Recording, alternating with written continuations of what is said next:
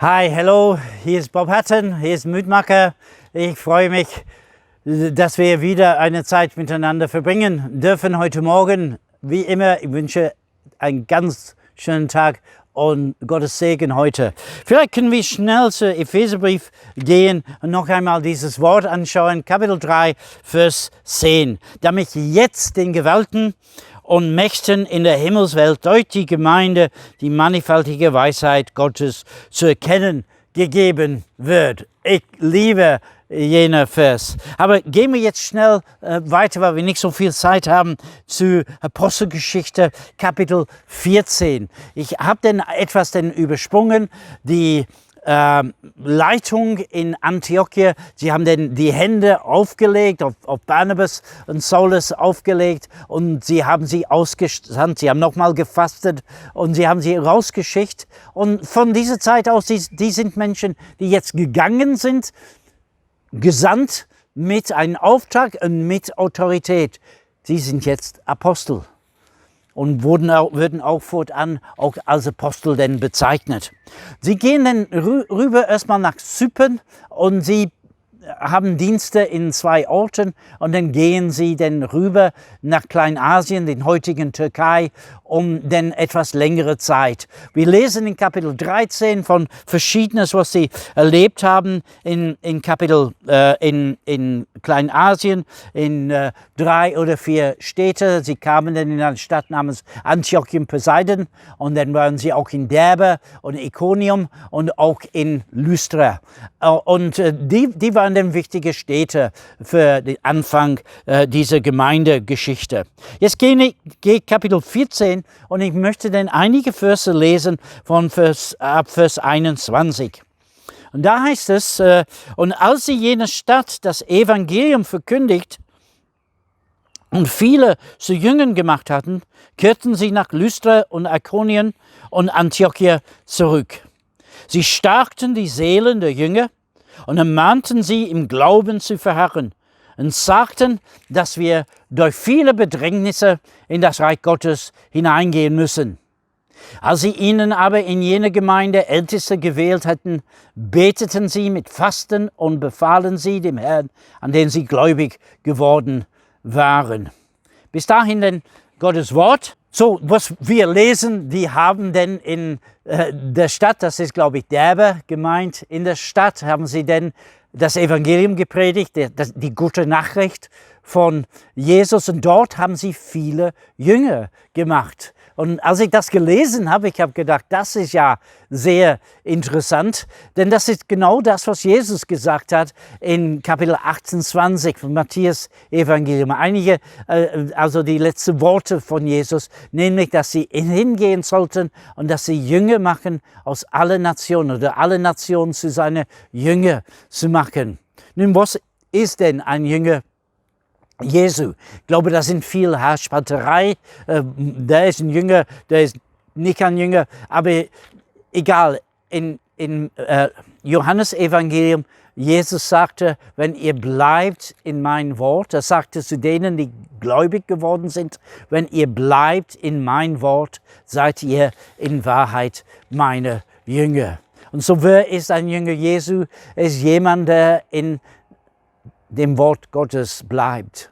Und wir lesen dem Wort Gottes, also die Bibel ist immer noch das meistverkaufte Buch der Welt. Aber ich frage mich, wie viele Leute lesen, ist eine Sache, aber wie viele Leute bleiben in dem Wort Gottes? Wie viele Leute nehmen das Wort auf in sich und erlauben, dass das Wort ihr Leben verändert, ihr Denken verändert, ihr Weltanschauung verändert. Und ich denke, gerade in dieser Zeit, in der wir so viele Probleme jetzt mit Rassismus haben, wenn wir dieses Bibel ernst nehmen und teilweise die Leute, die so rassistisch sind diejenigen, die sagen, wir wollen das Christentum verteidigen. Das ist ein Unding. Denn wir sind alle eins gemacht durch das Kreuz. Aus allen Nationen. Und im Himmel würden wir aus allen Nationen Sprachen, Völker vor dem Thron sitzen und ihm anbeten. Also ein Jünger ist jemand, der in Gottes Wort bleibt. Und die hatten dann etliche Jünger in jener Stadt. Und das freut mich unheimlich. Und dann geht es weiter. Sie gehen dann nämlich in den anderen Städten, in Ikonion, in Lystra, in Antiochien. Denn dort haben sie auch eine ganze Reihe von Jüngern, Gruppen von Menschen, die Jesus lieben. Und da haben sie denn, es heißt da, sie stärkten die Seelen der Jünger und sie ermutigten sie im Glauben zu bleiben. Denn durch Bedrängnisse gehen wir in das Reich Gottes ein.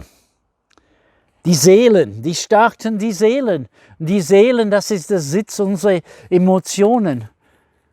Und das ist, wie gesagt, das ist vielleicht zweitrangig, aber es ist auch trotzdem wichtig, dass unsere Emotionen ausgeglichen sind und dass wir emotionell gesund sind. Und dafür ist es nötig, dass auch unsere Emotionen gestärkt sind. Paulus hat einmal gesagt, ich kann mich freuen mit denjenigen, die freuen und auch trauen mit denjenigen, die trauen. Aber da wurden wir gestärkt, aber es ist auch der Sitz unser Willen. Und auch unser Wille muss dann manchmal gestärkt werden, dass wir entschlossen sind, dass wir entschiedene Christen sind. Und er ermutigt sie, im Glauben zu bleiben, also dran zu bleiben. Und Paulus hat in 1. Timotheus und auch im 1. Timotheus hat er gesagt, kämpft den guten Kampf des Glaubens und lauft den Lauf. Und im 2. Timotheusbrief hat er Timotheus geschrieben, ich habe den guten Kampf gekämpft, ich habe den Weinlauf gelaufen. Wir bleiben dran. Und das ist etwas, was wir immer wieder hören müssen, um uns zu ermutigen, dass wir nicht aufgeben. Und dann, was ist interessant, in Vers 23 heißt es, sie haben den Ältesten eingesetzt. Sie haben Leiter eingesetzt in diese Gemeinden. Jetzt habe ich was gesagt. Denn bisher waren sie keine Gemeinden, sie waren nur Gruppen von Jüngern.